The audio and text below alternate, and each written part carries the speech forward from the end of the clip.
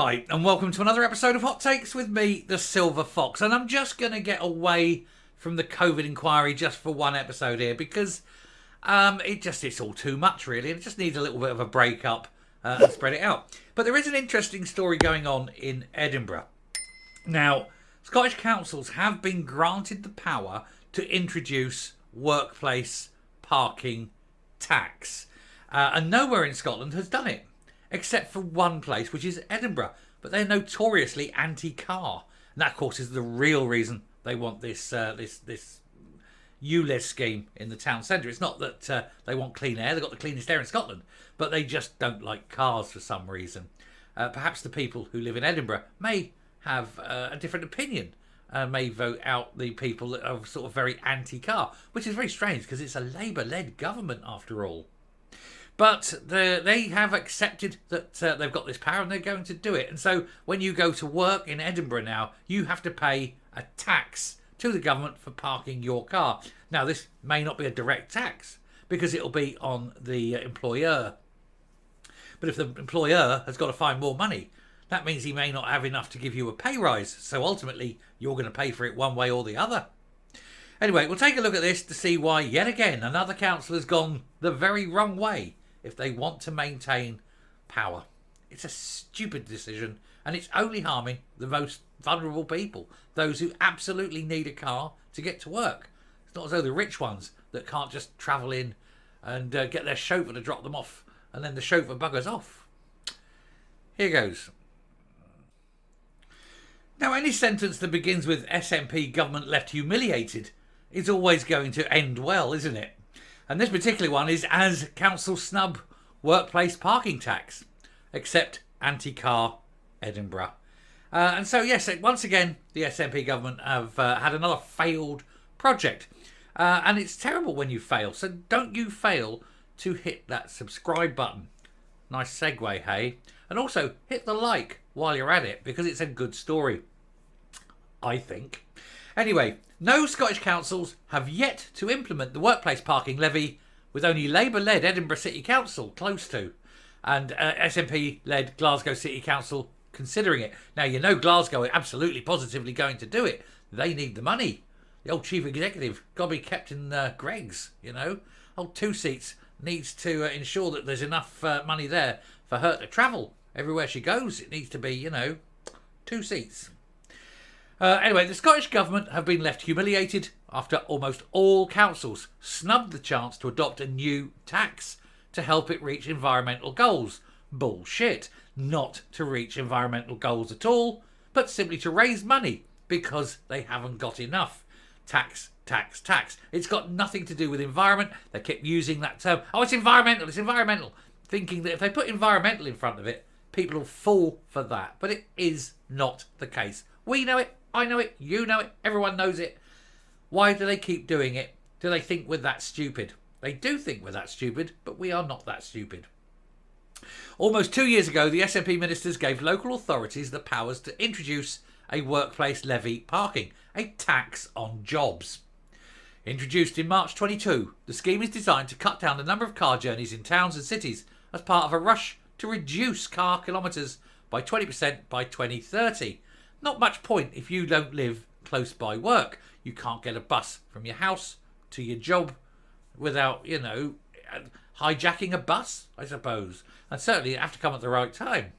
Reminds me of the joke, isn't it? Two guys, they've been out for a night on the town, they're coming back, they're absolutely racked. One of them says, hey, let's go and steal a bus and get home. And the guy goes, great idea. And he runs in and he pulls out and he's got a number 7. And he says, oh, you idiot, go and get a number 9.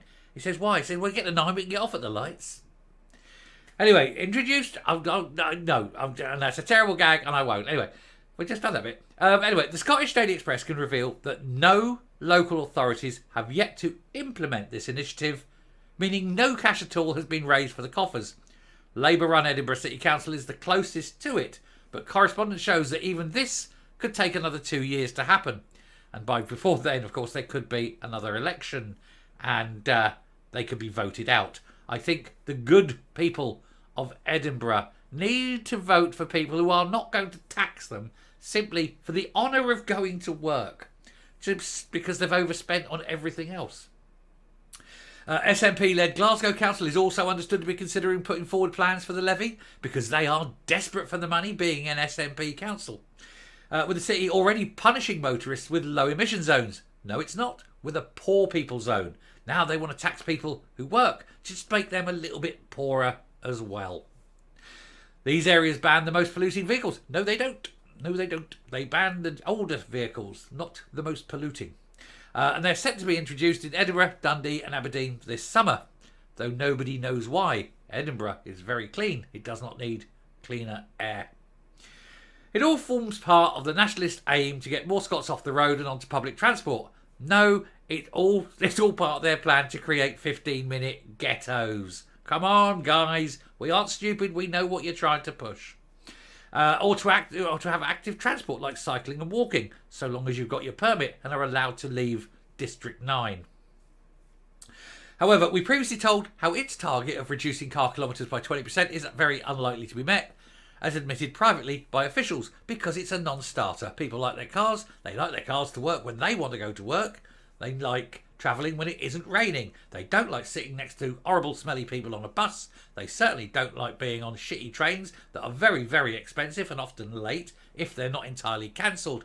And they just like the convenience of going where the hell they want, when the hell they like, because they are free citizens in a free society. Emails sent by the Transport Scotland officials highlight that no councils are anywhere close to implementing the workplace parking levy. I'm just glad I've retired, you know. One writes, Edinburgh is further along in its exploration of a scheme than Glasgow. However, they're still early days. And my understanding from the public documents is that they're preparing a consultation, which will take the relevant committee for agreement in spring. So I think at least 2 years away from enforcing a scheme, if they do take one forward. I guarantee if they do a consultation and they put it out, everyone will say no, but they'll still do it anyway because the consultation is an absolute bullshit scam, isn't it? Oh yes, we went to consultation. What did it say? Oh well, it was vaguely this, and the people we asked, they say this, blah, blah, blah, blah, and it'll be covered up.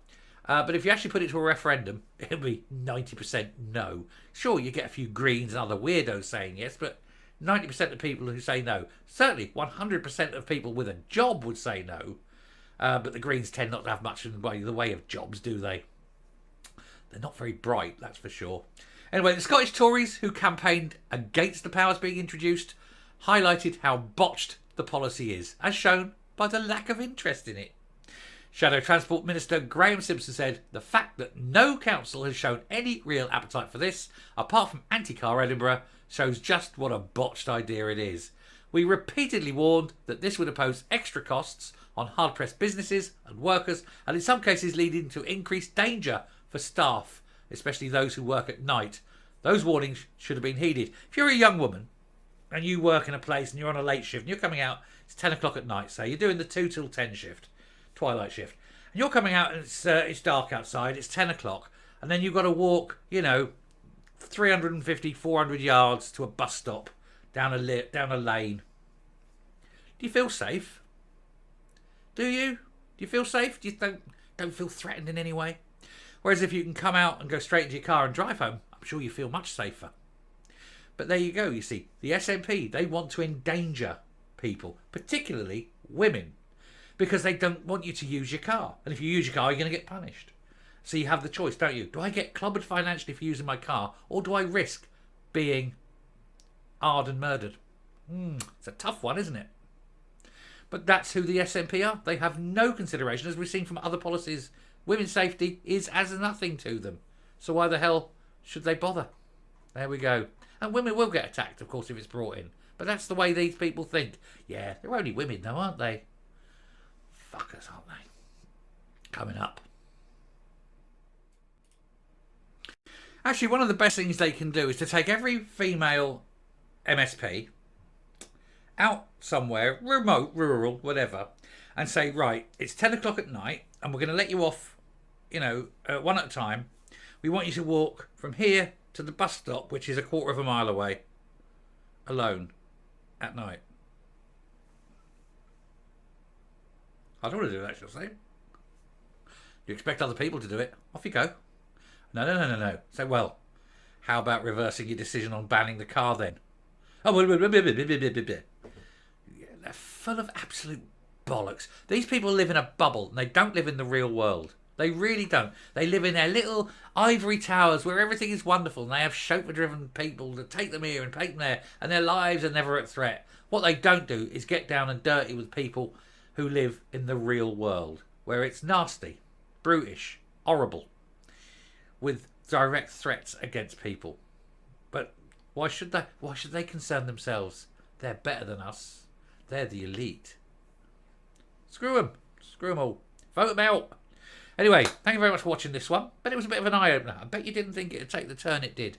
To be honest, neither did I. Anyway, there we go. Thank you very much for watching. Hit that subscribe button, ring the bell, leave a like, leave a comment, please share the video, and I will speak to you later. I think we're probably going back to the COVID soon. Bye.